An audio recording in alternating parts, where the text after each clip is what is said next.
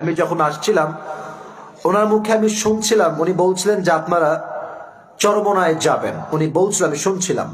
তো মাথায় রাখবেন, আমাদের দেশে অনেক ভণ্ড পীর যেমন আছে, হক্কানি পীরও কিন্তু আমাদের দেশে আছে।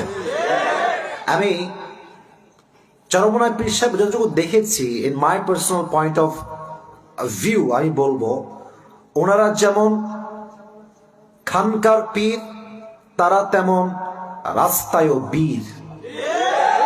আপনি দেখবেন যখন কোন ইস্যু বাংলাদেশে আসে, যদি এটা ইসলাম বিরোধী হয়ে থাকে, চরমোনায় পীর সাহেব তাদের মুরিদদেরকে রাস্তায় নামবেই নামবে, ঠিক কিনা বলেন? তো এই জন্য আমরা যেন হক্কানি আলেমদের পক্ষে কথা বলি, আমরা যেন হক্কানি পীরদের পক্ষে কথা বলি। আমাদের কথা একটা, কে চরমোনাই, কে সরসিনা, কে জামাত, কে হেফাজত, নট আ বিগ ইস্যু। আমাদের প্রথম পরিচয় হচ্ছে আমরা মুসলমান ঘরের সন্তান, ঠিক কিনা বল?